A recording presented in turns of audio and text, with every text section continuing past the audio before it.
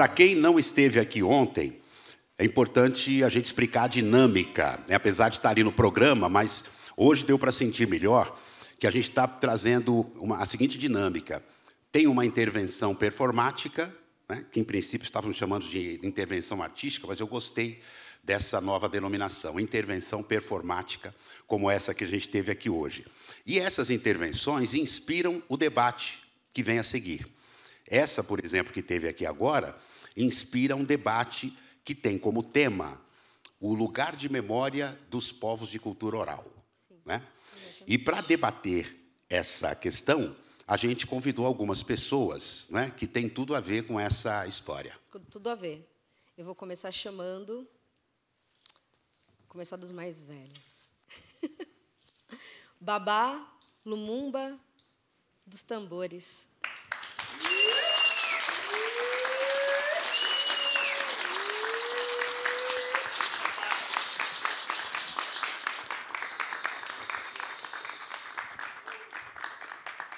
E hoje teve uma outra negociação aqui, porque o Cazé dizia o seguinte, o Cazé Angatu, que é o próximo a compor aqui a nossa mesa, por favor, Cazé.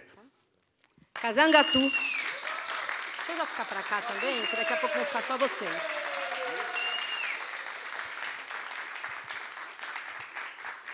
Como eu mencionei o nome do Cazé, então já tive que chamar, né? Aí o Cazé dizia aqui o seguinte, olha, eu quero falar... por último, porque primeiro tem que falar os mais velhos. Né? Aí o Lumumba chegou aqui e disse assim, não, quem tem que falar primeiro são os mais novos, porque o mais velho viveu bastante para ter poder de síntese no final. Né? Aí a gente fez um acordo aqui, depois a gente vai explicar como é que vai ser a dinâmica. Né? Sim. E aí a gente também quer convidar para compor essa mesa aqui. Agora é sua vez de dizer, Rita. Estou transgredindo Você já começou, pode chamar. Aline Caiapó, por favor.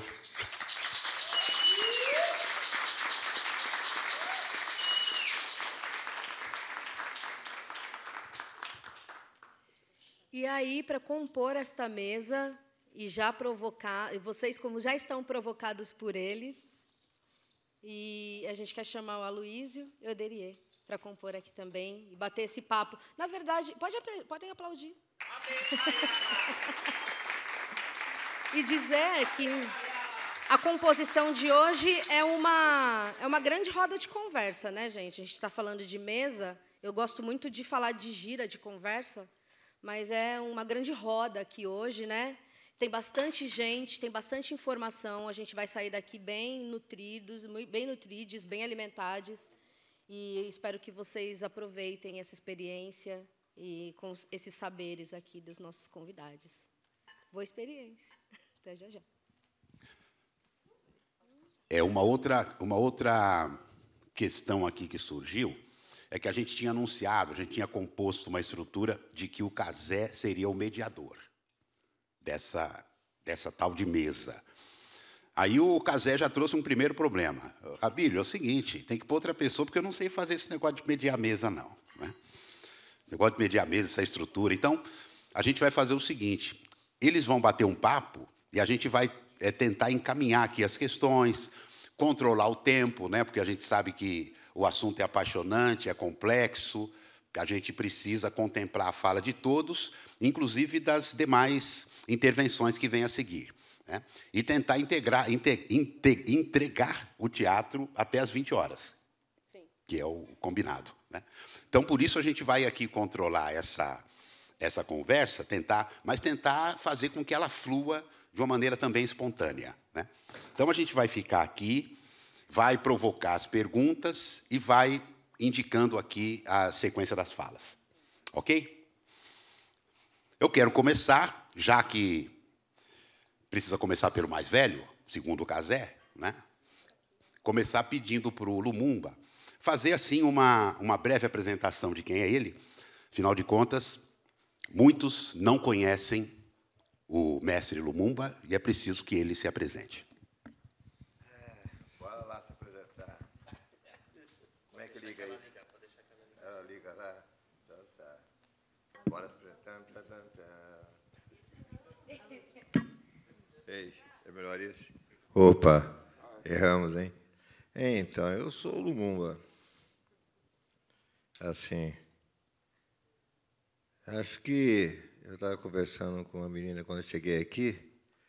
Eu estava dizendo, a última vez que eu vim aqui foi ver a Zenaide Tenkazen, né, se apresentando antes de ir para... Como é que chama aquele lugar? Ah, tá, França.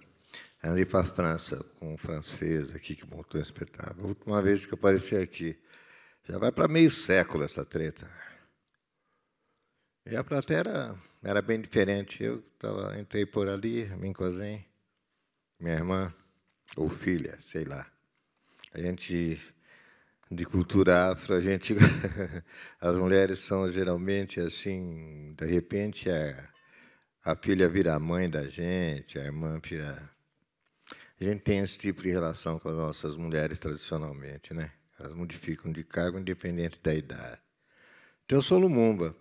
A primeira vez que eu vim ao espetáculo aqui foi ver a Tenkazen carimbar o passaporte para a França no tempo que ser preto não era moda. Então, no tempo que preto não era moda, eu vim aqui assistir a Zen tirar fora. E a plateia não tinha nem um pouquinho a cara de vocês. Imaginar a cara de vocês aqui seria assim alguma coisa tipo um sonho de verão de um maluco, né? Que vocês estariam sentados, a Rita produzindo. Era imaginável, mas para quem era muito doido, que nem eu. Não que eu seja. Mas é isso aí. Então, eu sou Lumumba. Eu tive, através dos últimos meio século, assim, acompanhando a chegada de vocês, esperando a chegada de vocês aqui. Nesse último meio século, eu sou o cara que estava esperando que vocês nascessem, se apossassem de algum espaço que ainda não conseguiram um todo ainda.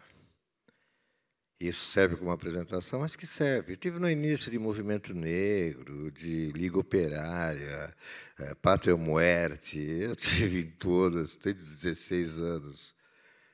Alguns diziam que eu não chegaria aos 25, estou com 77. Então, quer dizer, ganhei a aposta.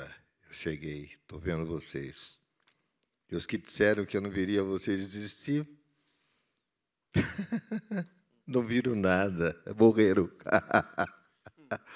Pois é, quem não acreditou já foi. Então é isso, eu sou Lumumba. Estudei o abelhão.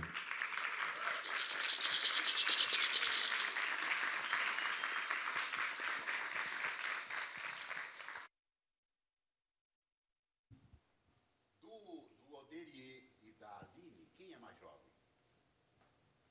Deixa por último. Você vai ficar por último e depois o Cazé. Antes do Cazé. Tem gente escondendo a idade. Tem. Diria, então, vai você nessa sequência. Vai você nessa sequência, uma breve introdução a essa conversa. Alô, tá. Boa tarde a todos.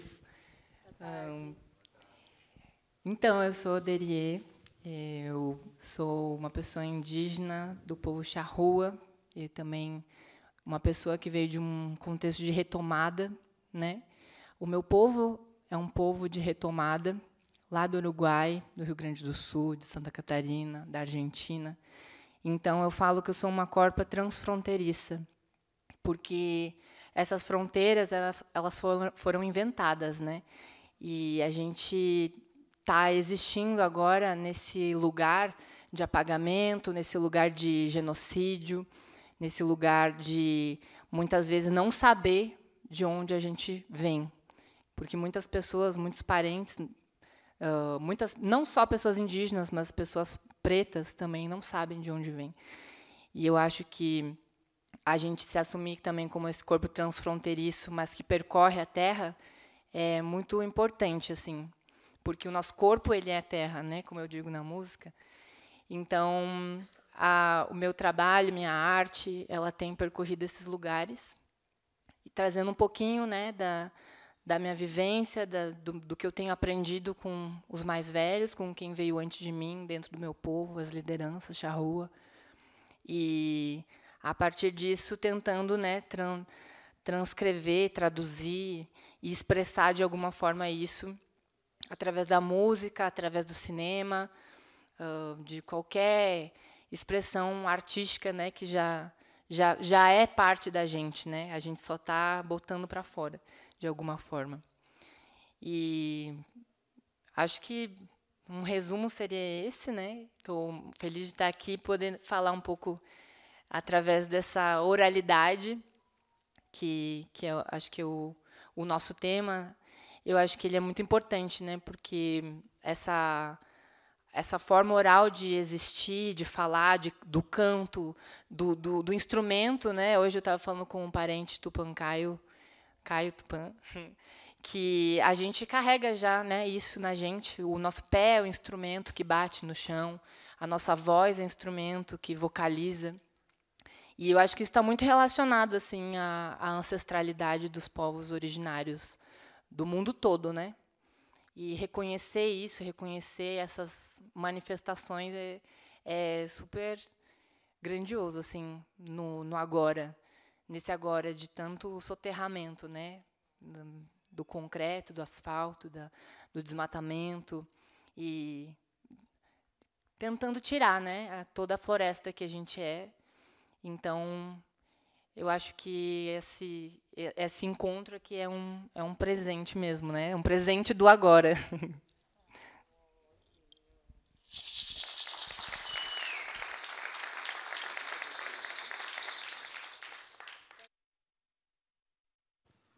Oi. Aloísio, pode se apresentar, por favor? Sou Aloísio Letra, sou da terra dos Guaianazes, fundão do extremo leste da cidade de São Paulo. Sou filho... Primeiro, boa tarde de novo a todo mundo, licença aos mais velhos, mais novos. Sou filho de Joana Roberta Alves, minha mãe mineirinha, de Minas Gerais, Muriaé. Sou filho de Aloísio Permínio, meu pai de Nova Laje, Bahia. Sou um articulador cultural de periferia, sou cofundador do Movimento Cultural das Periferias. Estou na batalha aí para fazer meu primeiro lançamento musical. Então, me sigam no Instagram, obrigado. E sou uma pessoa fruto de vários processos desse território mesmo, de ser expulso para várias quebradas ao longo de vários anos. Sou uma pessoa preta, né, de gradação clara, e estou aí no corre, estou na luta e tentando também. Nas quebradas a gente tem discutido muito isso, né? Até coisas que reverberaram no primeiro encontro de ontem, esse lance das pessoas que não se identificam enquanto afro-indígenas ou indígenas, né, nas quebradas. E estou tentando me encontrar também nesse processo, tentando entender também os desdobramentos perigosos disso também, né? Tem muito cosplay por aí também no rolê.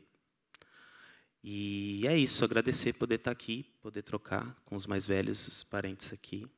É nóis, estamos juntos.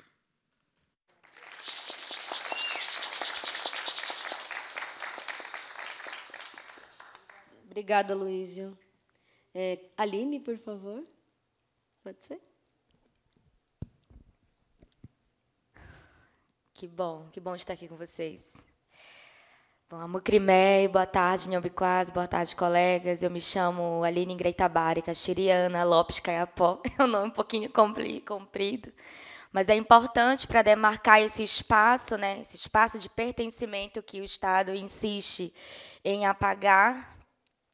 Atualmente, eu estou como vice-presidenta do Movimento Plurinacional dos Estudantes Indígenas. Sou membro fundadora, tenho muito orgulho de dizer isso, que eu sou membro fundadora de um movimento que chama Movimento Plurinacional Uairacuna, né, que é uma rede ancestral filosófica que tem refletido sobre a nossa resistência, né, a resistência das indígenas mulheres, não só no Brasil, como no mundo. E dentro desse espaço nós temos galgado bastante lugares de relevância, inclusive dentro da academia, que é um espaço extremamente hostil e que, né, nós estamos assim com as nossas garras de onças demarcando ali um território, deixando as nossas marcas, né? E depois a gente pode conversar um pouco mais sobre isso. Também sou membro do Parlamento Indígena do Brasil, é um órgão, né? Um órgão não, é uma organização indígena composta por grandes lideranças tradicionais do movimento indígena. E é isso, né? Sou mãe do Yupank, que estava ali em algum lugar, deve estar com o Caraimirim no colinho. Ceramista, cuieira, né? Que trabalha com a preparação das cuias, né? O grafismo. Sou da Amazônia. Tenho a honra, né, de ter nascido naquele solo tão sagrado como tantos outros que também têm sofrido esses abusos, né, do agronegócio. Poderia não ser assim, parece que é um discurso muito maçante, cansativo, mas é isso, não tem para onde correr. Nós, povos indígenas, queremos a demarcação do nosso território e a floresta de pé, né, e o fascismo no chão, porque é esse fascismo que se junta com o agronegócio para destruir tudo e transformar a nossa floresta em campos de futebol. Na verdade, nem campo de futebol, porque o campo você ainda vê a graminha, né, e lá você não tem nada disso. Mas é mais ou menos por aí. Daqui a pouco a gente conversa mais. Meicomrim.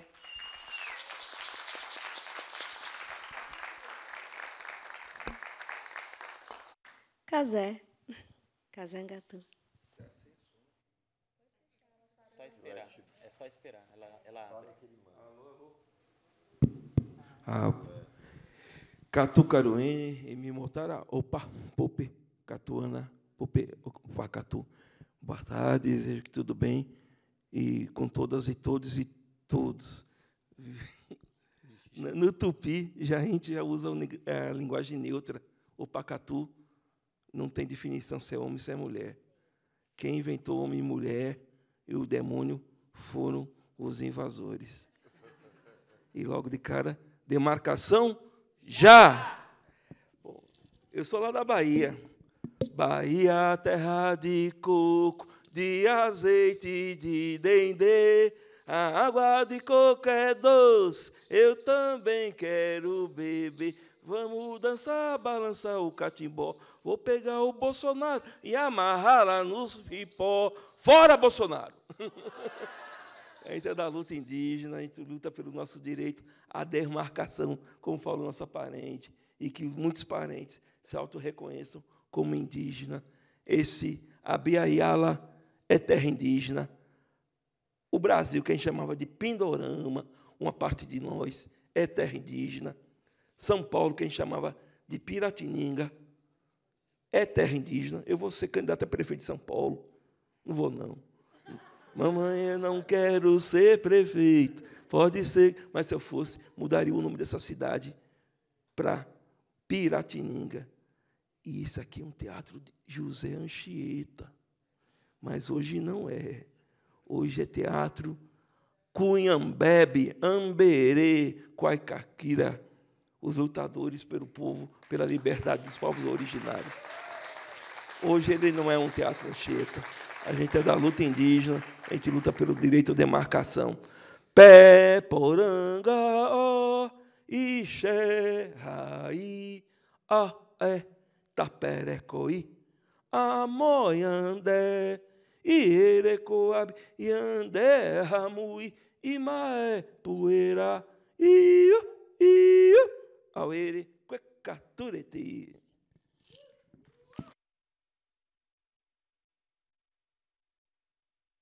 Oi. Findadas as apresentações, as ótimas apresentações.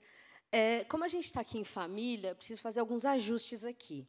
Eu vou pedir, por gentileza, para abrir essa cortina. Pode ser? Podemos? E a gente projetar o nosso banner digital lá no fundo. Uma arte digital feita pelo Danilo de Paulo, bem bonita, vocês vão ver. E eu vou fazer um pequeno ajuste aqui de colocar essa mesa um pouquinho para trás.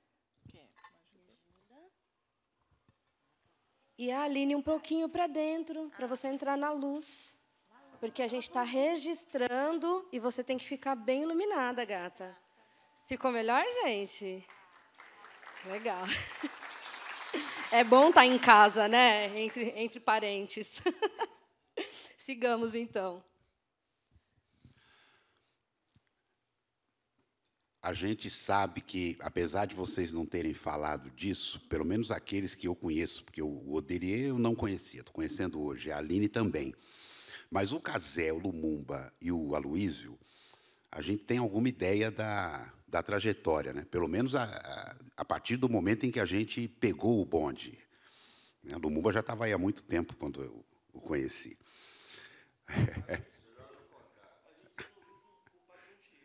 É.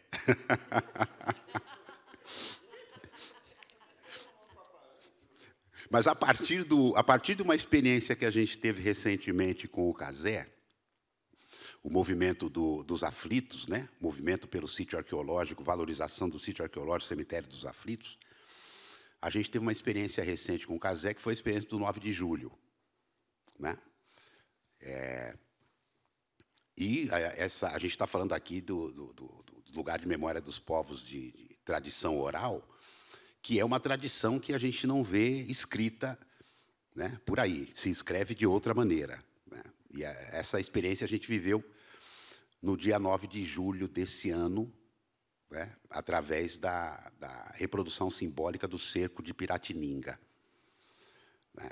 Então, eu queria que o Cazé contasse para a gente um pouco, informasse a gente um pouco sobre isso, e que os demais presentes comentassem essa ideia, se já tinham essa informação, ou, a partir dela, né, qual é a opinião de vocês sobre essa questão.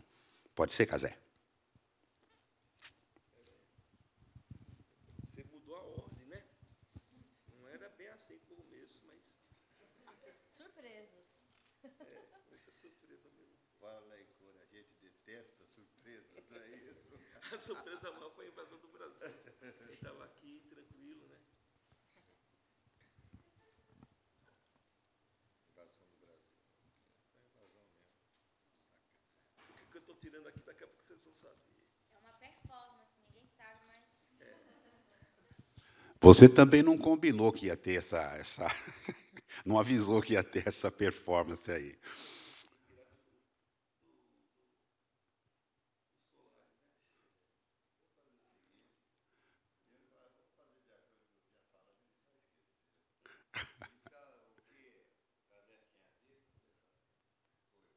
Aqui. Foi. Então, o que o Cazé tinha dito é que eu tinha colocado para ele que, na minha tradição afro-brasileira, não é aquela coisa arcaica, eu nasci há muito tempo atrás, então era assim. O mais velho falava por último porque ele teria o poder de síntese e tal, e não era a ideia dele que valia. Ele falava o que ele já viveu em relação àquilo, que ele tinha assistido aquilo acontecer, e quem decidia que tinha que ser a maioria, que era criança, jovens, e etc. e tal, e o mais velho apenas dava a contribuição da sua vida, convivência. Ele falou, não, na minha tradição é melhor que você fale primeiro, porque senão é um desrespeito. E para não deixar meu irmão fazer desrespeito, bora. Como é que era mesmo o tema? Era sobre oralidade, é isso? É isso aí, lugar de memória dos povos de tradição oral. Tá.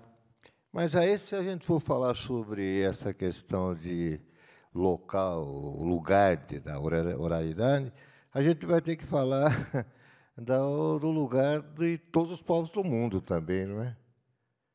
Porque a maioria das pessoas acha que não é a cultura escrita que vem primeiro. Primeiro vem a cultura oral.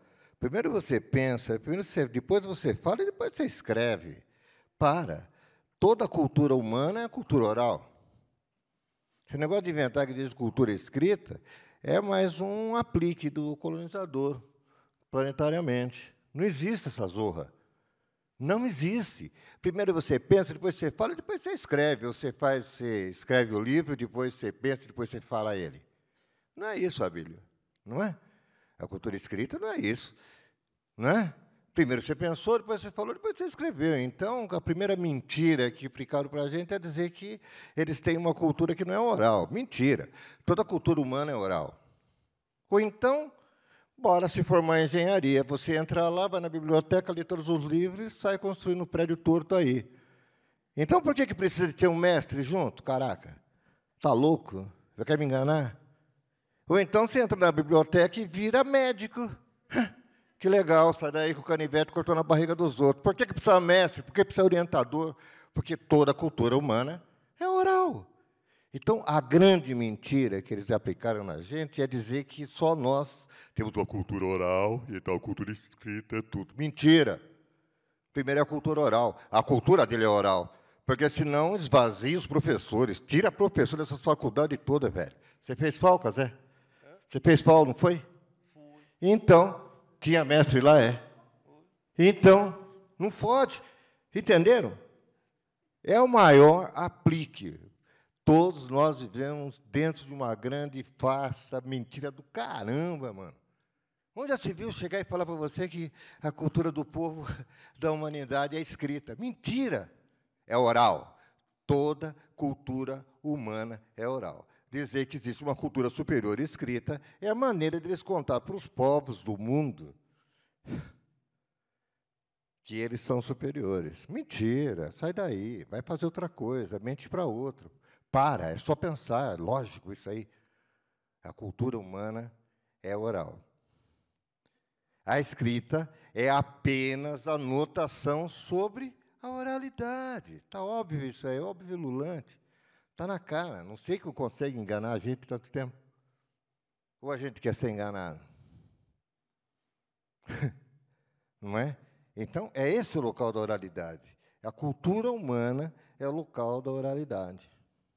Qualquer coisa, depois disso, é notações sobre a oralidade. Escrever é isso. Você vai na faculdade, velho, entra lá, sai engenheiro, vai na medicina, sai cortando as barrigas dos caras, que já é médico, não precisa mestre, velho. Bora tirar os mestres. Então, a base da cultura humana é a oralidade. Todas as culturas, mesmo a deles, porque senão é melhor tirar os mestres das faculdades, velho. Está lá fazendo o quê? A gente entra na biblioteca e sai mestre. Ah, não precisa ter mestre, a gente sai. Entenderam isso? Aplique. O tanto de mentira que conta para a gente acreditar que eles estão certos é terrível. Tipo assim, como eu chamo? Antônio Ferreira. Não, bem, Ferreira é o sobrenome do invasor que estrupou a sua avó. De Souza? Não, bem, Souza é o sobrenome do europeu que estrupou a sua tataravó. Você não tem sobrenome? Esse sobrenome não existe, velho. É o nome do invasor que estrupou a vovó. Porque essa nação é uma nação criada sob estupro. Esses caras não trouxeram mulher para cá, velho. Quem aqui não tem a história de uma avó cata-laço, pega-laço? Velho, o eufemismo para pegar laço, para estupro, é pegar laço, velho. A minha... Porra, velho, qual a onda? E a gente acredita nisso. Esse é o complexo de vira-lata do Brasil. Essa é uma nação de estupro gerada em cima de estupro de mulheres nativas americanas e mulheres pretas, vindo da África. O sobrenome que a gente carrega é o sobrenome do cara que estrupou a nossa bisavó, caraca. E o que é difícil entender isso? Se eles não trouxeram mulher, bem. O que é difícil entender isso? Por que isso? Não teve pega-laço. Todo mundo tem na família uma história de uma avó pega-laço. Pega-laço, cacete. Ela foi estrupada, velho. Está entendendo? Então, é isso que rola. Então, isso aqui não existe. Se for ver nação brasileira, velho, somos nós, os filhos e o resultado de um estupro coletivo. Eles não trouxeram mulheres, se liga. Entendeu? Então, o sobrenome que vocês carregam é o sobrenome do cara que estrupou a bisa. Beleza, lindo. Bora lá. Todo mundo é Souza Ferreira ou Lima. O nome do estrupador é da Ferreira, Souza ou Lima. Esse é o nome do cara. Vocês carregam o nome do cara que estrupou a bisavó de vocês. Fica ligado. Então, quanto mais mentira tem aí?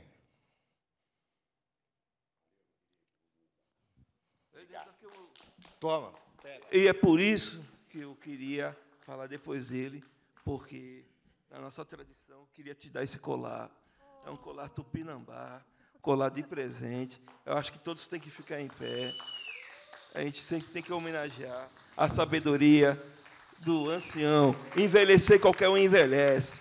Envelhecer com sabedoria é para poucos.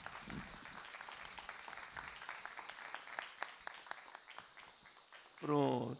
O mestre me disse aqui no começo. O mestre me disse que no começo ele é tupinambá também. E é isso, Abílio. É isso. Mestre, se tu vai na Bahia, na minha Bahia, me perdoe. A Bahia é linda, caso disso. O Nordeste, os nossos indígenas do Nordeste, nós lá que começou a invasão, está entendendo? Lá que começou a invasão. Nós temos índios negros e nós temos muito orgulho de ter índios negros. Nós temos índio do candomblé, nós temos pajé, que é pai de santo.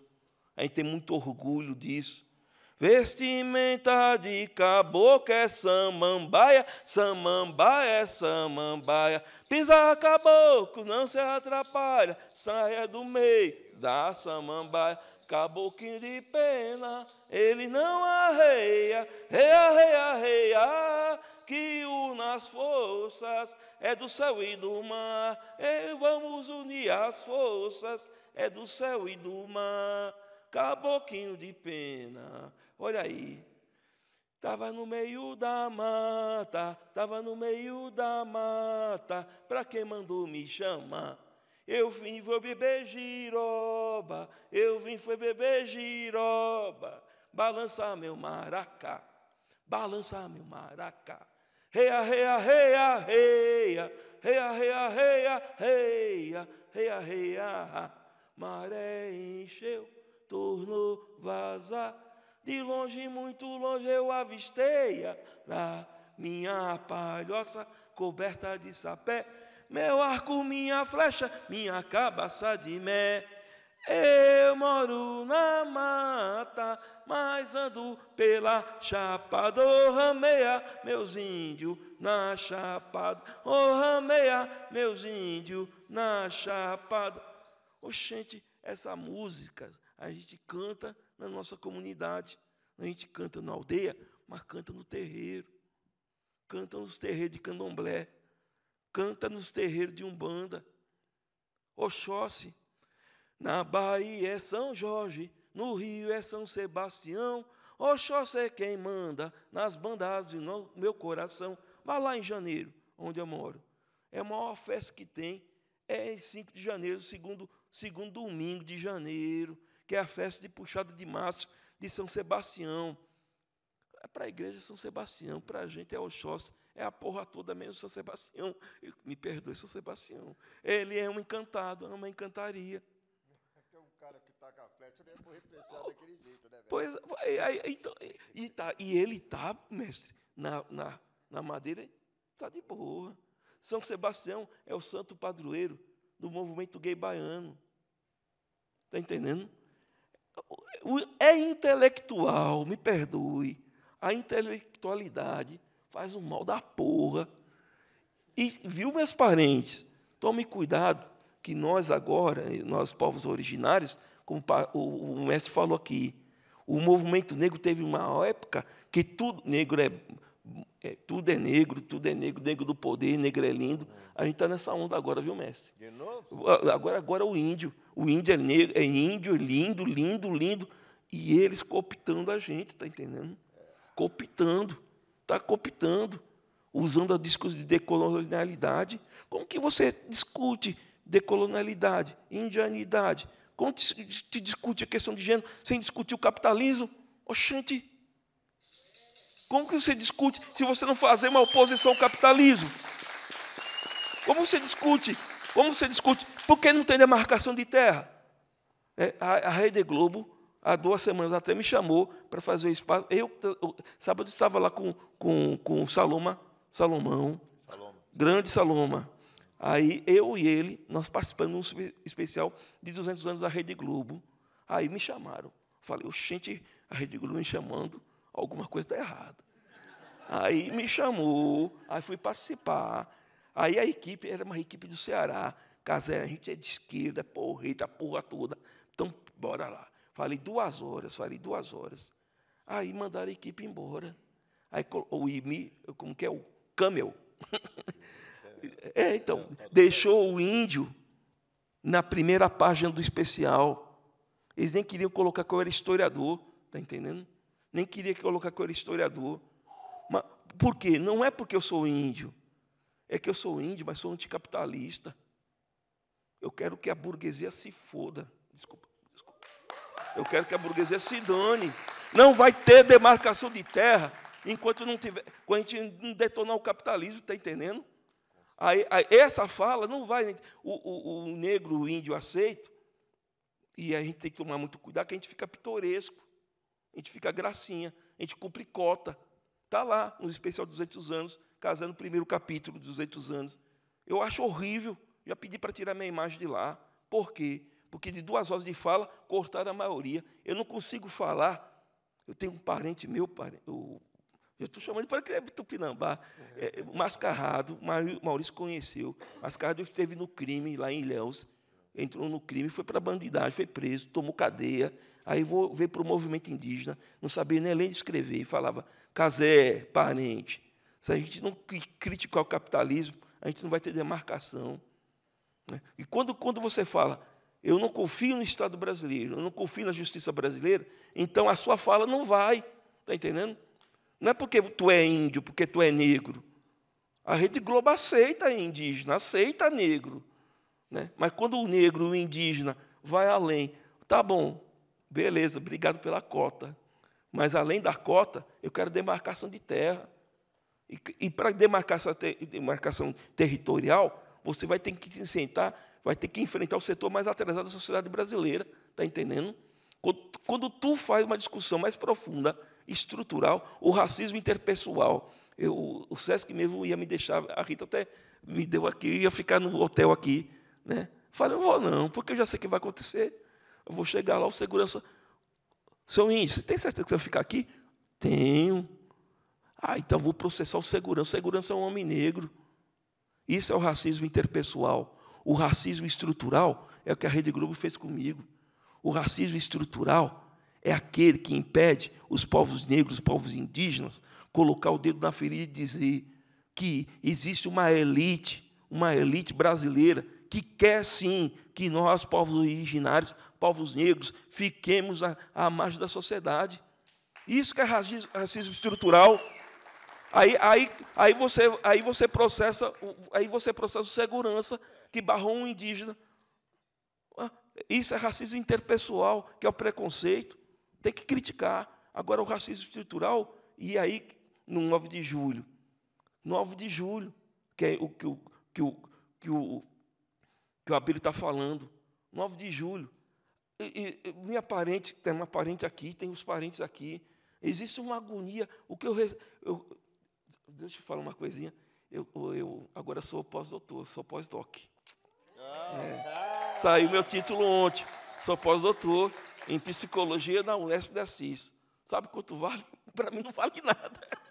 Mas vale para dar o lugar de fala, que é o lugar de fala da academia, para desmontar a academia, está entendendo? Aonde que tu desmonta a academia?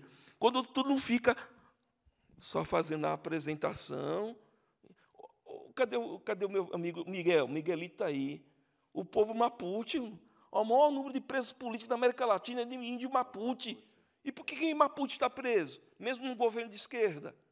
Porque Mapuche, no Chile, luta. Eu não sou nem chileno, não sou nem argentino, eu sou Mapuche, porque o Mapuche luta pelo direito à terra. A Rússia invadiu a Ucrânia, para alguns não, mas invadiu a Ucrânia, não invadiu. Isso aqui é terra de gente, aqui é terra invadida, como disse o seu Ailton. Nós estamos em guerra. Nós estamos em guerra, gente. Estamos em guerra de 522 anos. De 522. Eles não desocuparam nossas terras, não. Eles estão em guerra com você? Não, o que eles fazem é massacre. Nós fazemos guerra de resistência e resistência. E aí, quando vê um parente, né, quando tu vai na Bahia, você vai ver um índio negro. Aí tem muito orgulho de ter um índio negro. Mas aí falaram, Casé, não pode, academicamente não pode falar de afro-indígena. Tá bom? Não sei. Já me cortaram. Não pode falar de afro-indígena. Então, vou falar de índio pindorâmico. Não, afro-pindorâmico. Pode? Aí pode. Fica mais elegante. Então, aí chega para o meu parente que é negro, é em Tupinambá, eu vou falar para ele, você não pode ser afro-indígena, ou você é negro, ou você é indígena. Ele é o que ele quiser, se não é mãe, se não é pai dele, a gente vai se lascar você com a sua vida. Então, aí, veja, por quê? Porque existe uma questão estrutural. A questão negra e a questão indígena é estrutural. É estrutural. Discutir identidade, e não discutir as estruturas do sistema que nos explora, que nos mata, quem que está preso? É nós, é indígena, é negro. E por que está preso? É só uma questão racial. E por que é controle social? Eles não querem... Agora eu vou encerrar. Fiz uma palestra aqui debaixo do viaduto Alcântara Machado. Eu falei para os caras debaixo do viaduto Alcântara Machado, por que tu está aqui, meu parente? Tu está aqui porque os seus ancestrais tiveram a terra roubada. Isso aqui é país de terra roubada, de mulher violentada, a pega dentro de laço ou dentro de cachorro. É a história da mulher violentada para explorar a nossa terra. E é isso. E, novamente, fora capitalismo. Posso? Viu? Só um adentro, Cazé. Só uma coisa de parente para parente. Eu andei dando uma olhada nesse negócio dessa língua desses caras, velho. Eles não ensinaram a falar a língua deles direito, não. Olha só. Chamava a gente de negro. Negro vem de necros, de podre. Não é? Vem de necros, vem de negro, vem de podre, velho, de necros. Então, é preto, não é? E aí eu falei assim, indígena. Indígena. Aí eu fui atrás de indígena. Sabe de onde vem essa palavra, Cazé? Indignatus. Nações indignatas. Então, é índio da África, é índio da Oceania, é índio nações indignatas. Dê uma olhada na origem dessa palavra indígena. Eles vão falar que é caminho das Índias, o caramba quatro. Estão mentindo de novo. O negócio sabe o que é? Indignatos. Os indignos de ter a sua própria terra, a sua cultura, a sua língua, etc. Então, indígena não existe. Eles estão querendo dizer indignatos. Vem da porra do latim deles, que quer dizer indignatos, os indignos. Eu era indigno na África, não é? A minha avó era indigna aqui no Brasil, minha bisavó é indigna no Brasil, assim como a de vocês, indignatos, sem direito a zorra nenhuma. Então, vê? Oi. Eu nem sei que é esse cã, cara. Mas então, como é que pode ser meu pai? Que porra. Bora lá. Aline, queria ouvir um pouco você, a partir dessas experiências e dos comentários que já foram feitos também, essa necessidade que a gente, enquanto pessoas pretas, pessoas indígenas, adentrarem a universidade, como o Cazé já colocou aqui, é pós-doc, mas é só para esfregar na cara deles, porque valor mesmo é o que vale dentro da sua cultura. Né? É só para dizer aqui, tá, é isso que vocês querem? Tó, mas para mim isso não vale nada. Isso acho que é importante a gente falar sobre isso. E tudo que você tem, você e as suas parentes, tudo que vocês têm produzido com pensamento crítico, mas trazendo o olhar para a sua cultura mesmo, né? A valorização, como é que vocês ensinam as suas crianças, mesmo com a consciência dessa necessidade de adentrar nesses espaços também, para fazer essa disputa de imaginário. E aí eu queria também que os meninos comentassem. Ontem teve uma roda, né, que eu tive a honra de participar, vim direto do aeroporto para cá para ouvir a fala da Eliane Potiguara. E também, né, fazer com que ela pudesse ver o meu filho, que ela é minha vozinha do coração, então ela, né, ele é o quê? Bisneto dela, né? No caso, essas relações são meio truncadas.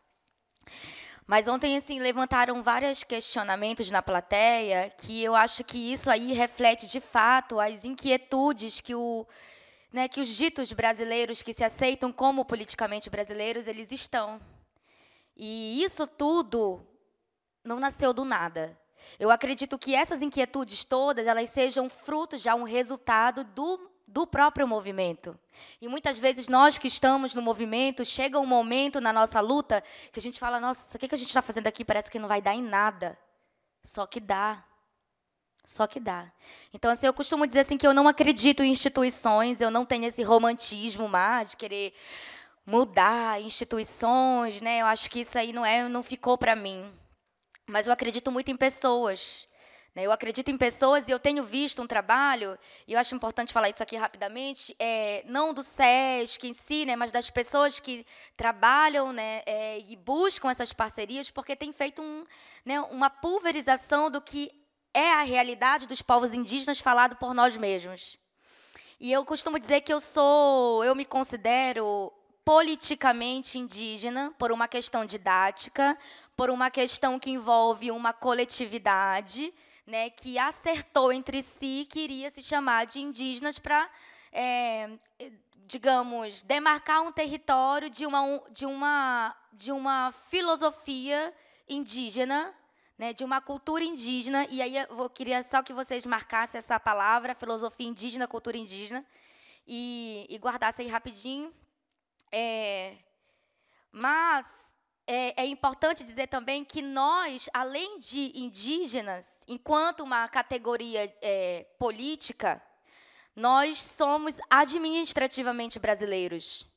Então, eu não posso esperar, sabe, parentes, colegas aqui, que o Estado queira empurrar na minha goela uma nacionalidade, um patriotismo, se desde a primeira caravela nós estamos reiteradamente, todos os dias, cotidianamente, resistindo, né, para sobreviver. Nós não estamos vivendo. É uma sobrevivência, muito cansativo resistir. Eu não gosto de estar na luta, eu não suporto a luta. Eu queria chegar na minha casa, acordar, viver a vida, curtir, ler um bom livro, ter tempo para fazer as minhas coisas que eu gosto. Eu não me orgulho de lutar. Eu não gosto disso. Eu acho que quem que se orgulha disso? A gente não quer ficar, a gente quer ter uma vida em paz, mas nós somos obrigados, né, por uma questão de resistência, lutando pela nossa dignidade. Então, diante disso, eu costumo dizer, né, eu não sou brasileira, eu sou administrativamente brasileira, porque não me restou uma outra alternativa a não ser isso. Agora, eu tenho meus povos e as minhas nações. Sou tupinambá também, né, de Vigia de Nazaré, lá da terra indígena de Uruitá. Sou aimara do Peru, porque meu avô é aimara. Sou Mebengocré Caiapó, porque o meu pai é cacique Caiapó, na aldeia em Goiamroti, lá em São Félix do Xingu. E não é fácil, não é comum, e não é assim, né? Não é todo o tempo que vocês vão encontrar. Inclusive, quer dizer, se vocês procurarem, vocês certamente vão achar.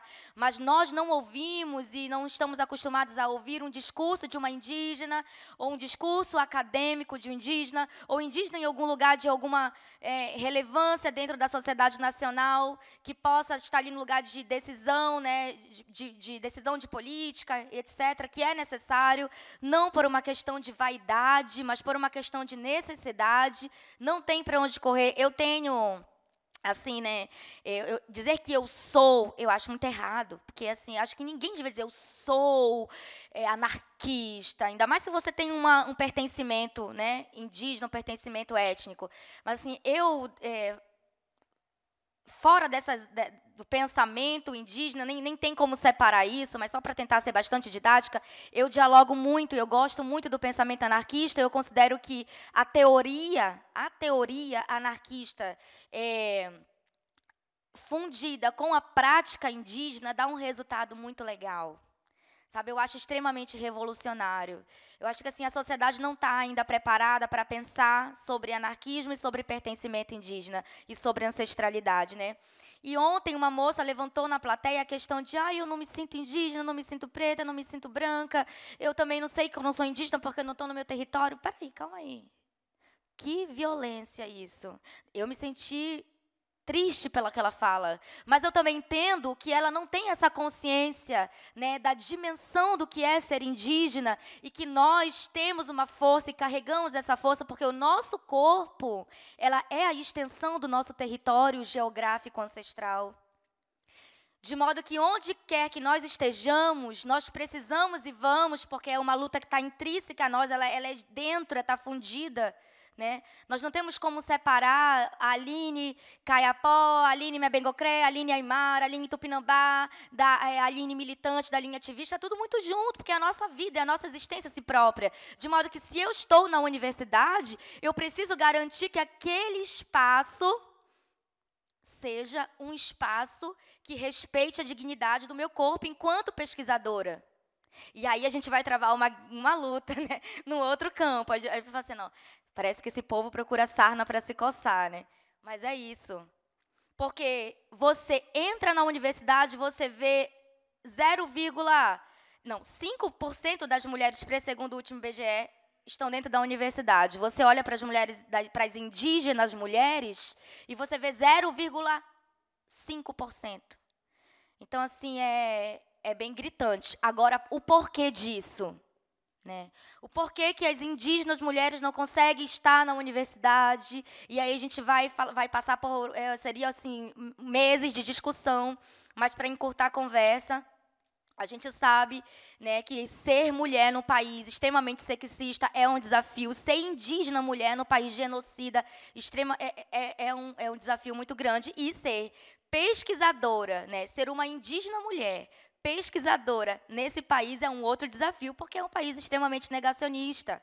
É claro que nos governos anteriores a gente tinha uma realidade de incentivo à pesquisa muito diferente do que agora, mas ainda assim era um grande desafio. Então, assim, não se trata de presidente atual, ou que se foi, ou que já passou. É um desafio em todos os governos. Então, assim, eu não me admiro em nada e não me causa espanto, dor ou angústia ouvir que sobre racismo estrutural. Eu não sei se é porque eu já estou com couro duro ou com meu casco já está bastante calejado, mas isso para mim não faz nenhuma diferença. Então, é assim, olha, avante, só vai indo, só vai indo, só vai indo. Porque se você olha para trás e você fica parando, poxa, estou muito angustiado porque não sei quem me boicotou, porque eu fui podada. Nossa, que grande coincidência. Então, você está em que mundo? Porque no mundo originário é o mundo da resistência desde 1500. Ou antes disso, né? A gente fala 1500 porque é uma coisa genérica. Mas a questão é essa, como nós vamos nos portar enquanto seres ancestrais, possuidores de um orgulho, de um pertencimento, que não vai ficar olhando para trás e lambendo as nossas feridas, mas que vai para frente, vai para frente, vai para frente. Cadê o teu óleo? Cadê a tua andiroba? Passa no teu couro e vai embora. Entendeu? Passa no teu couro e vai embora.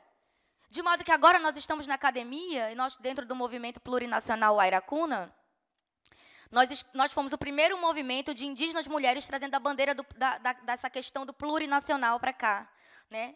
Do debate plurinacional.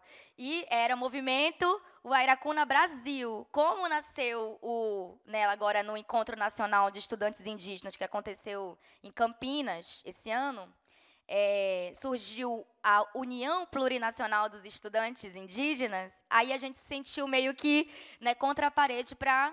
Vamos colaborar, né, mudando o nome do nosso movimento. Vamos agora chamar também plurinacional para dar uma força e também receber, de alguma forma, agradecer, né, a essa força que os parentes andinos também têm dado para a gente durante tantos anos. Porque se tem uma bandeira que nos representa, sem dúvida, é a Uipala. Né? A bandeira do Brasil não nos representa. 200 anos né, o parente falou sobre essa questão dos 200 anos, e eu acho que isso aí a gente também precisa falar sobre isso em algum momento. 200 anos de quê?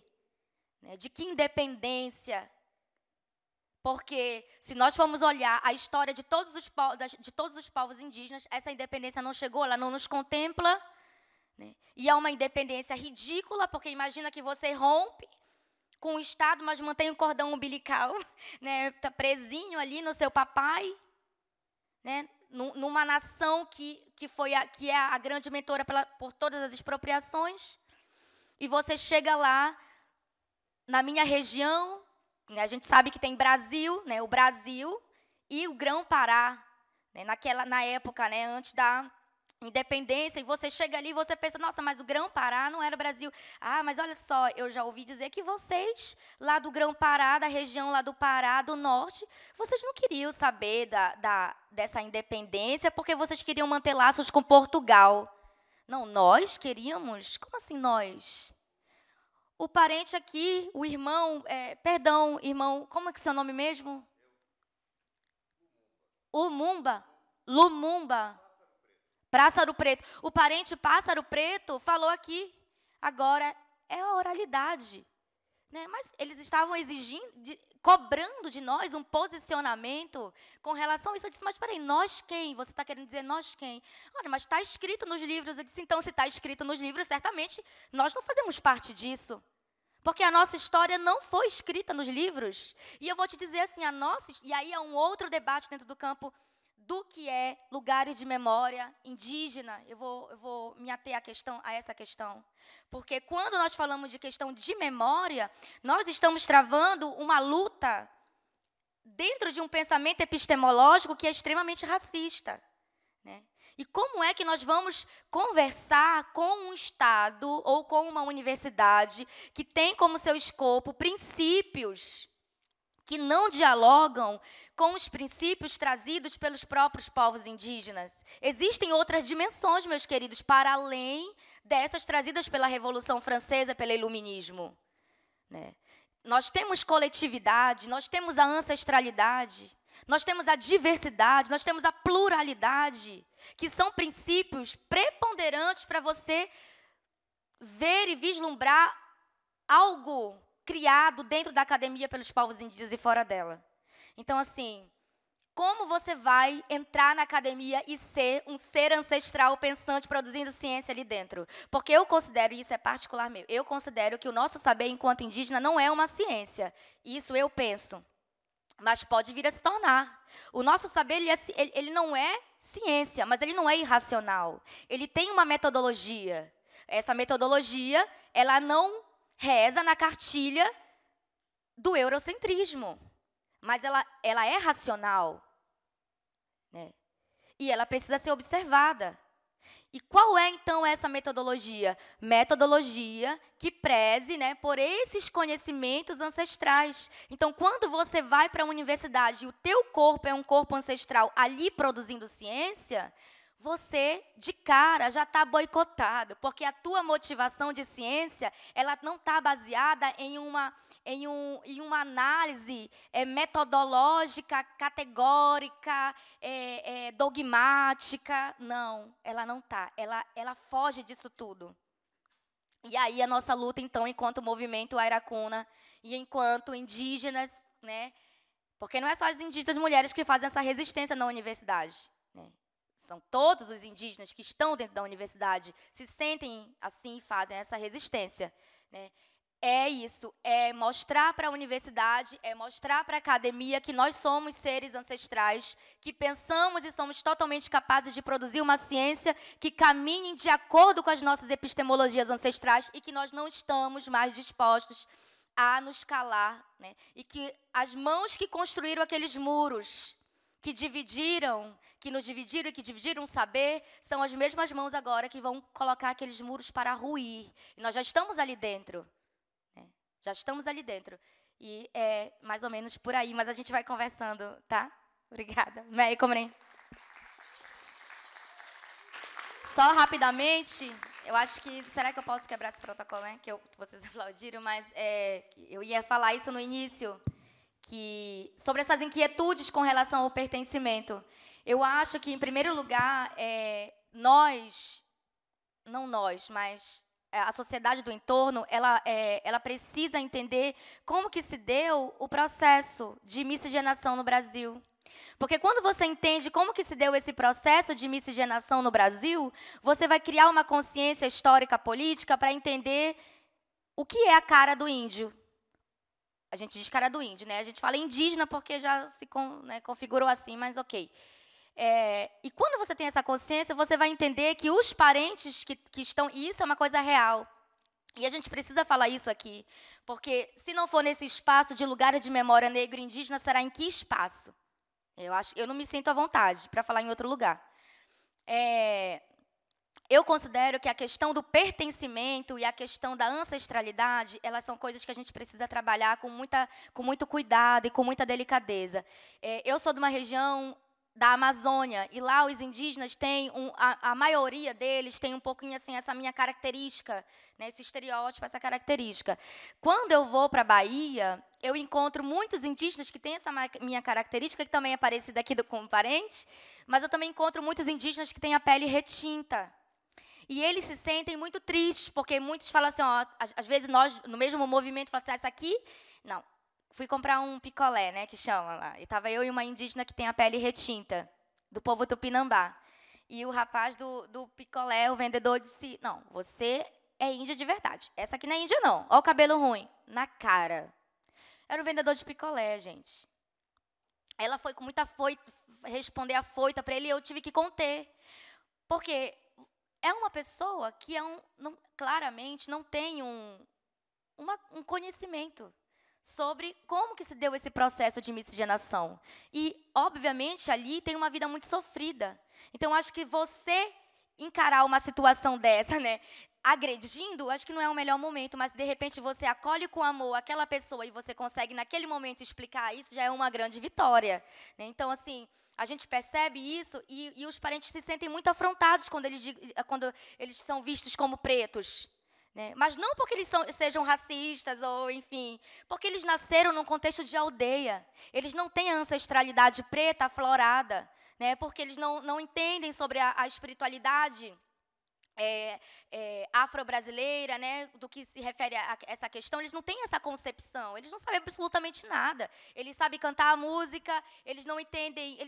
Então, assim, é um mundo indígena que, por conta desse processo de miscigenação, eles têm a pele retinta, eles não se sentem pretos, eles se sentem indígenas, mas que agora o movimento, né, o próprio movimento preto tem se aproximado e tem também tratado desses parentes, e tem abraçado esses parentes e apresentado para esses parentes a sua própria espiritualidade.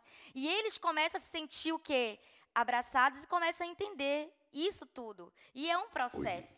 Então, acho assim que... Eu não sei se ficou muito bem, se ficou claro essa questão, mas é importante... Clara não sei, né? Mas ficou bem explícito, ficou bem escura.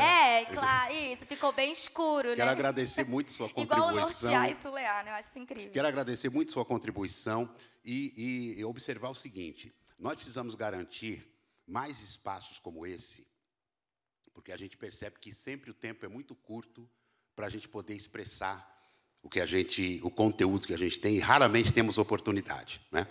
É importante chamar a atenção que nós temos uma única mulher aqui na mesa que, com todo o direito, fez uso do espaço de fala que nós tínhamos aqui. Né? E, se estivermos todas e todos de acordo, a gente passaria para as considerações finais dos demais participantes da mesa, né? E gostaria de propor que vocês fizessem, nessas considerações finais, brevemente, uma impressão do que ficou dessa questão entre a oralidade, não é, e essa questão da memória, uma vez que me parece que ela já se expressou por meio da oralidade na música do Aloísio e do Oderiê, nas canções que o Cazé cantou aqui, na consideração que o Lumumba fez sobre o fato de que todo povo é oral, não é? Que não existe um povo, não é exclusividade de povo algum a oralidade.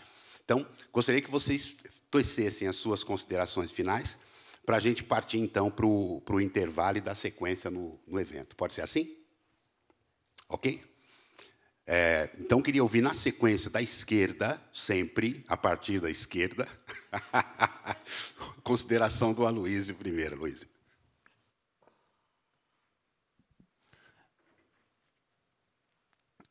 Primeiro, é importante ouvir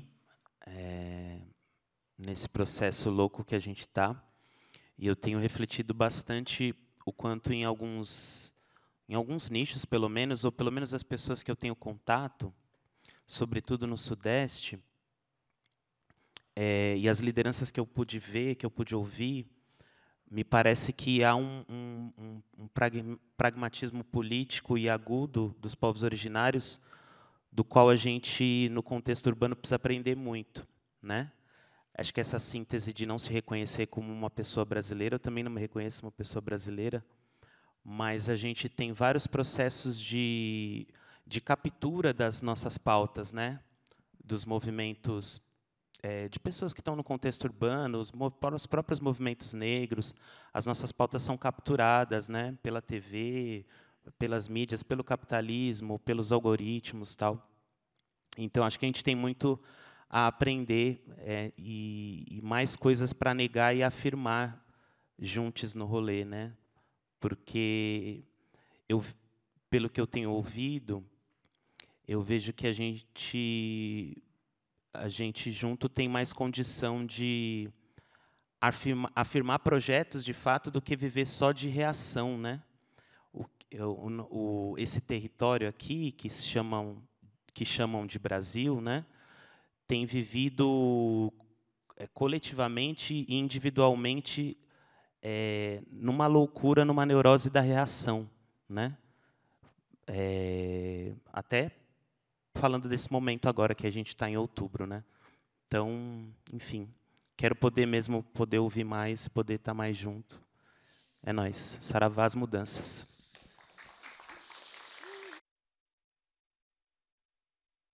E lá vai.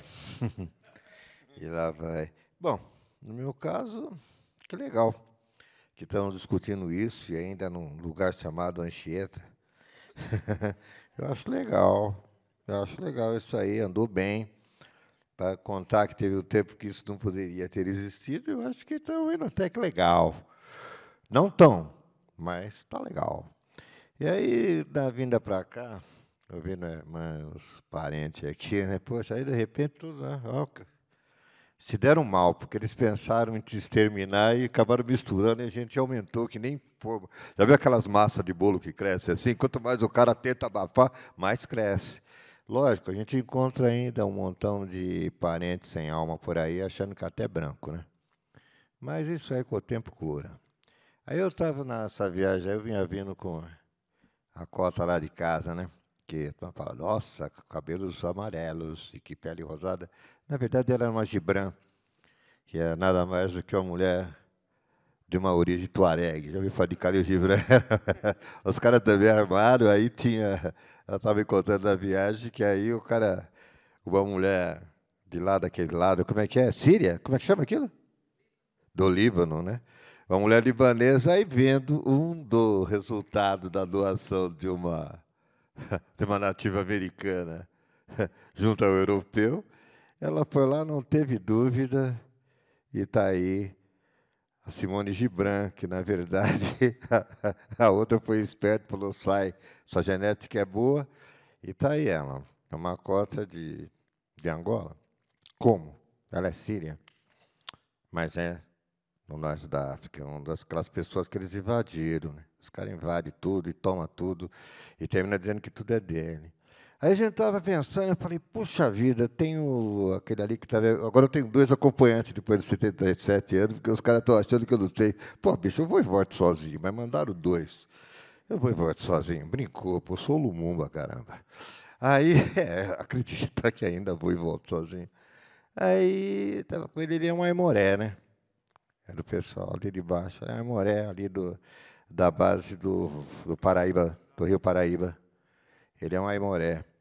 Então, e que vindo os caras de fora, acharam um jeito de fazer filho, virou Brotério de Assis, e aí ele, mas ele é um Aimoré, e terminou sendo Piraquara, que nem tem caipira, essas coisas, ele é um Piraquara.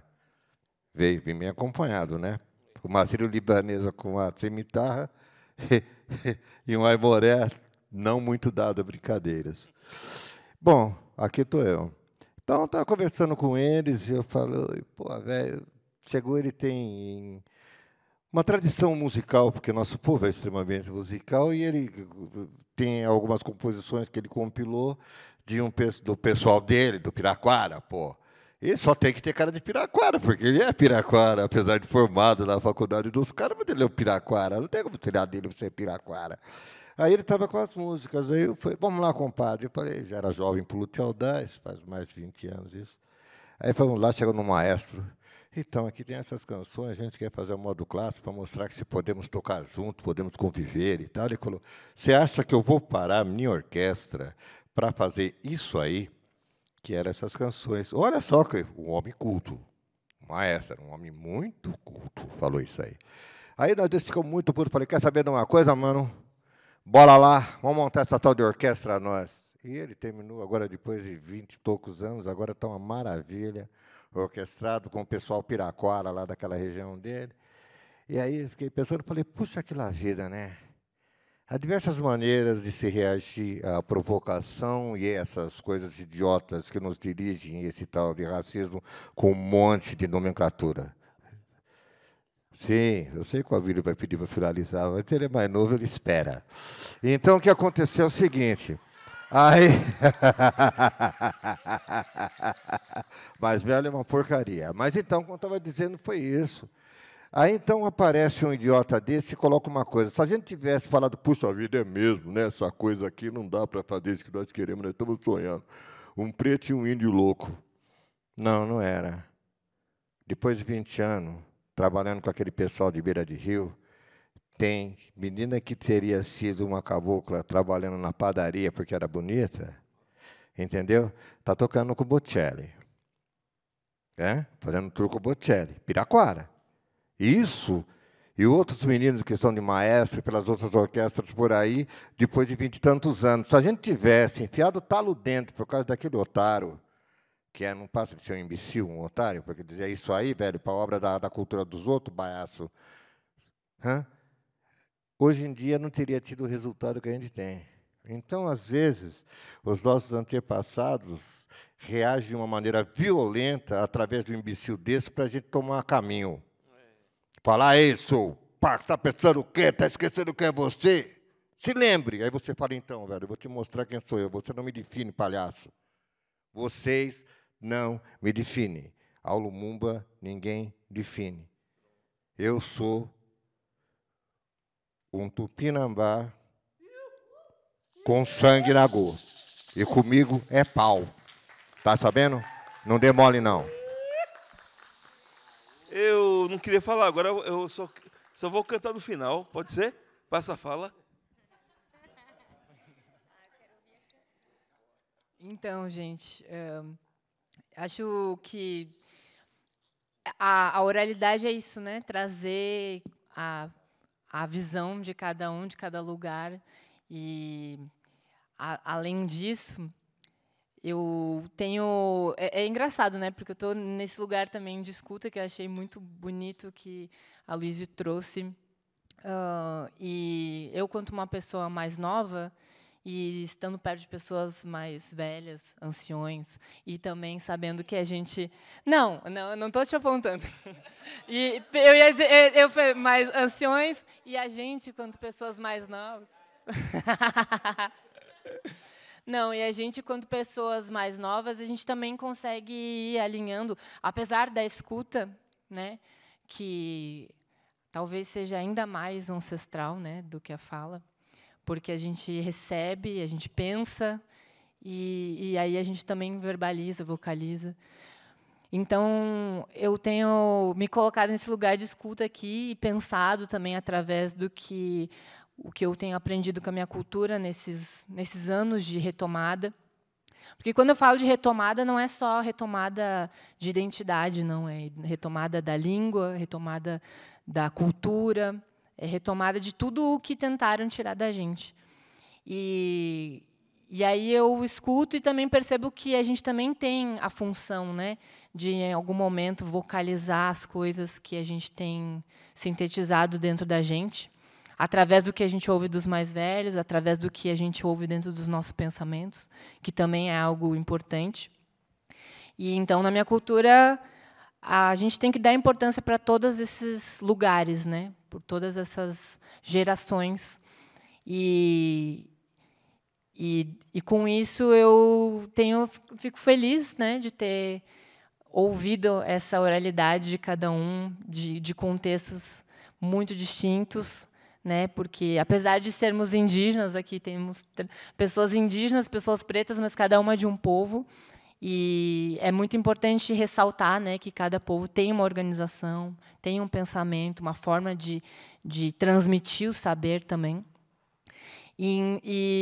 Então, eu gostaria que as pessoas lembrassem, né, que nós somos corpos muito diversos, somos corpos que produzimos saber também, como uma observação que a Parenta colocou não somos a ciência que o branco projetou, mas a gente é uma tecnologia ancestral também.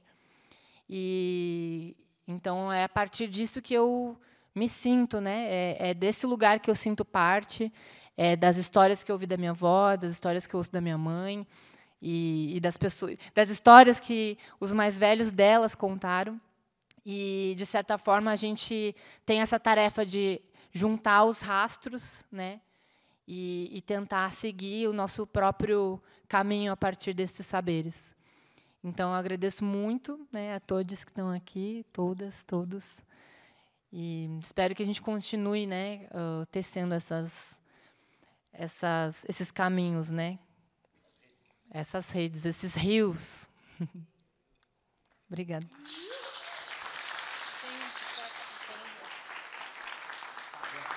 Eu acho que inventaram todes justamente para, né, revolucionar essa questão do gênero na gramática. Aí fica todo mundo, todas, todes e todes, né? É só todes, né? Não precisa ficar falando todas e todes. Tô te brigando aqui logo, né? Ah, meu, todo mundo. É isso. Eu falei assim para vocês anotarem sobre filosofia, né, e cultura. Eu estava num evento, é bem rápido, prometo. Eu estava num evento e a moça me colocou contra a parede, uma irmã do movimento feminista.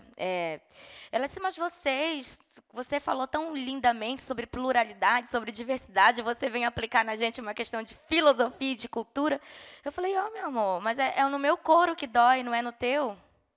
E eu preciso dizer para você que existe uma cultura e uma filosofia indígena. Sim, existe, mas como? Claro, porque se eu nego a existência de uma cultura e de uma filosofia indígena, eu nego o processo de colonização que se deu aqui. Porque, querida, por onde passaram as caravelas, em todos os continentes, a destruição foi igual. E as nossas ambições também são as mesmas, né, de lutar pela preservação, pelo respeito à Pachamama, pelas forças da natureza. Então, esse é um discurso que ele está em todos nós. E isso é uma coisa que se homogeneizou entre nós, povos indígenas, povos originários, de modo que a gente tem ficou um pensamento único, que é o nosso pensamento enquanto ser politicamente indígena, né? Mas ficou claro que nós temos os nossos povos. E ainda tem mais, né? Muitos mais irão surgir. Muitos mais irão surgir. A retomada está aí, o movimento está acontecendo, é um movimento espiritual. Né? E eu digo sempre que, com relação àquilo que você falou, né, eu me toquei bastante. Você ainda está nessa questão de se afirmar enquanto indígena, mas ainda está buscando isso para fazer uma coisa correta, para não incorrer em erros. E um dos principais argumentos, eu acho bastante graça disso, porque nós ainda estamos muito feridos. Né? Nós somos povos muito feridos. Encerrando. Você combinou, você prometeu. 3 minutos. Somos povos muito feridos. E nesses povos bastante feridos, a gente tem...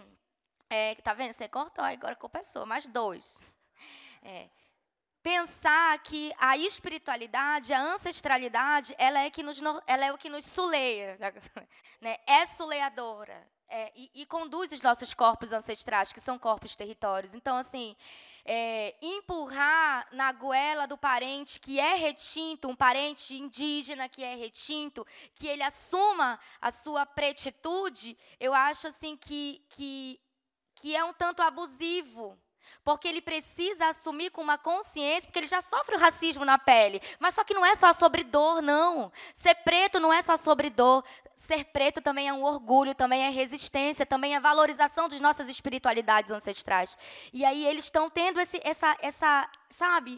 acordar também, que é um processo de libertação. E eu acho isso muito lindo. Quando um parente retinto, um indígena retinto, se encontra com a sua ancestralidade preta, nossa, é revolucionário. É lindo. E isso tem acontecido lá. Eu tenho visto muito isso acontecer. E aí as pessoas falam assim, mas agora daqui a pouco vai dar vazão para aparecer Vou olhar para você interagir comigo também, não me brigar. Agora daqui a pouco vai aparecer o euro indígena, aí a gente está rodado. Eu falei, nossa, vocês estão querendo boicotar o pertencimento dos parentes de pele retinta, que são os parentes pretos, porque vocês estão pensando que vai surgir o euro indígena, que vai, de alguma forma, aparecer no nosso território para podar os nossos direitos. Então, sabe, muitas das vezes nós caminhamos em terrenos assim muito melindrosos, porque nós somos pessoas feridas que estamos o tempo todo ainda num campo de uma resistência. E eu digo sempre, não é ter ancestral, que ancestral todo mundo tem, é ter uma ancestralidade. E eu encerro dizendo que a ancestralidade ela é um processo contínuo, diário, constante, de busca com o que nos fortalece, com a nossa espiritualidade, com o teu sagrado. E sem isso, nós não vamos conseguir. Sem isso, a vaidade academicista, aquele lugar não foi feito para a gente. Esse lugar não foi feito para a gente, nós estamos aqui, nós não podemos deixar com que esses espaços de alguma relevância, mínima que seja ainda, nos tornem algozes de nós mesmos, sabe? Então, é essa a mensagem, Meikomren, Nhambi.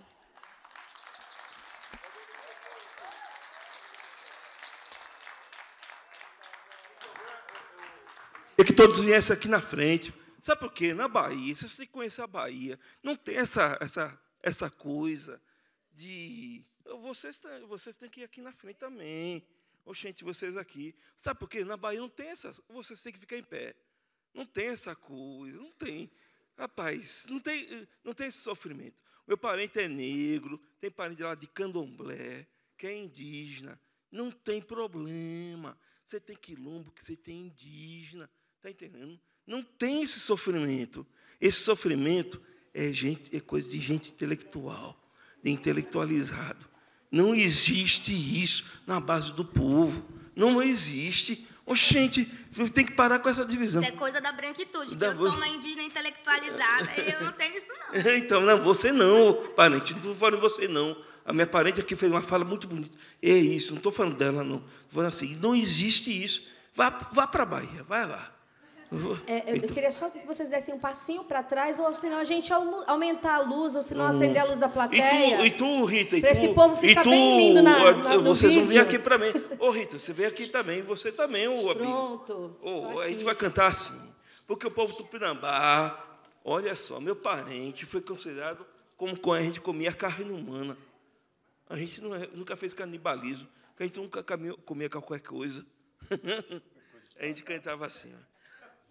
Agora todo mundo, ó, grudar o braço aqui.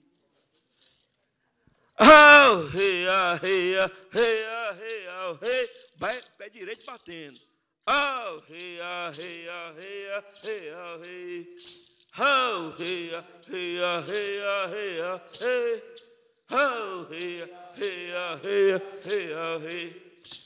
Tupinambá, ecoe, jeará, ecoe, jecaru. Oh, hey, hey, hey, hey, hey. Oh, hey, hey, hey, hey, hey.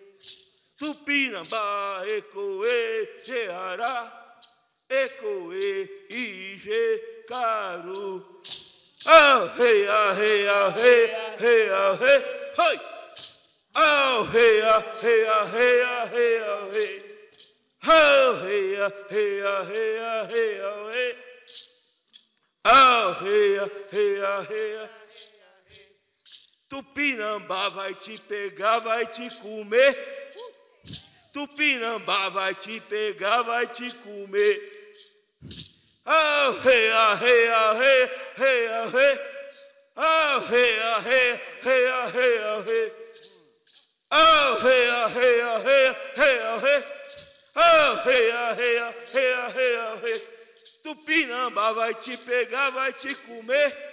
Tupinambá vai te pegar, vai te comer. Oh, hey, hey, hey, hey, hey. Oh, hey, hey, hey, hey, hey. Oh, ele. E fora Bolsonaro, fascista!